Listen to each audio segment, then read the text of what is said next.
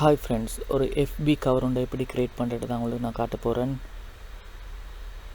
So just நான் இந்த file இப்போ ஏற்கனவே உங்களுக்கு நான் லிங்க்கில் வந்து தந்துருக்கிறேன் கீழே, நீங்கள் அதை எடுத்துக்கோங்க. ஸோ நான் இதை ட்ராக் பண்ணி இந்த ஃபோட்டோஷாப்பில் ஓப்பன் பண்ணி கொள்கிறேன் இந்த ஃபைலை. ஸோ நெக்ஸ்ட் இந்த பிக்சரையும் ஓப்பன் பண்ணி கொள்கிறேன், அடுத்த ஒரு பிக்சரையும்.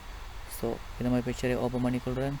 ஓகே, இப்போ நான் இதை கொஞ்சம் பெருசாக்கிட்டு ஓகே, நான் இப்போ வந்து ப்ரஷ் டூலை வந்து இன்ஸ்டால் பண்ணிக்கலாம். டபுள் கிளிக் பண்ணி ஓகே ப்ரஷ் டூலை இன்ஸ்டால் பண்ணிவிட்டு இந்த இடத்துல நியூவில் 2 க்ரியேட் பண்ணுறேன். அதுக்கப்புறம் இந்த இடத்துல ப்ரஷ் டூலை நான் கிளிக் பண்ணிக்கொள்கிறேன். அதுக்கப்புறம் நான் இந்த ப்ரஷ் டூலில் போய்ட்டு வேலண்டைன் ப்ரஷ்ன்றதை நான் கிளிக் பண்ணிக்கொள்கிறேன். அதில் கிளிக் பண்ணிட்டு ஹார்டுன்றதை கிளிக் பண்ணுறேன், ஹார்ட் ப்ரஷ்ன்றதை கிளிக் பண்ணிக்கொள்கிறேன். அதில் நான் இப்போ இந்த ப்ரஷ்ஷை வந்து 350 பிக்சலில் வந்து இதை வந்து செட் பண்ணி கொண்டு கொள்கிறேன்.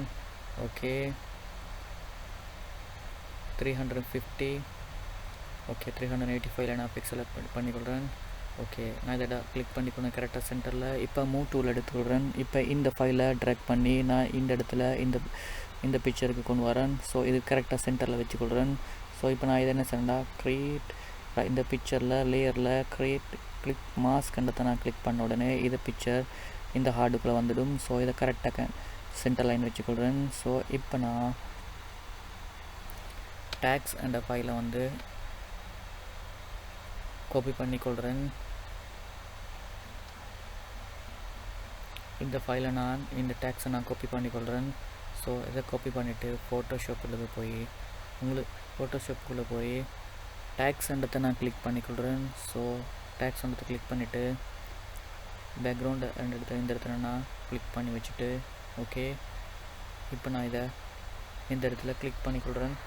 கிளிக் பண்ணிவிட்டு பேஸ்ட் பண்ணுறேன். பேஸ்ட் பண்ணிவிட்டு எஸ்கேப் பண்ணுறேன். திரும்ப கண்ட்ரோல் T பண்ணுறேன். திரும்ப இப்போ நான் இதை வந்து கொஞ்சம் பெருசாகிக்கொள்கிறேன். இதை கொஞ்சம் நான் இப்போ பெருசாக்கிட்டு என்டர் பண்ணுறேன்.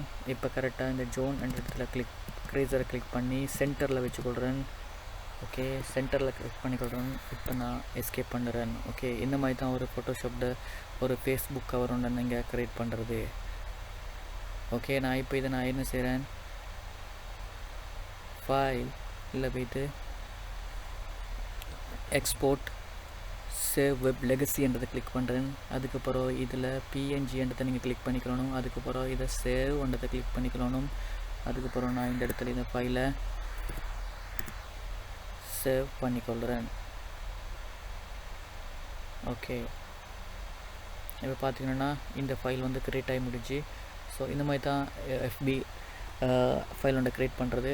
சைஸ் வந்து நீங்கள் நான் இதில் தந்துருக்கிற சைஸை நீங்கள் செட் பண்ணிக்கொள்ளணும்.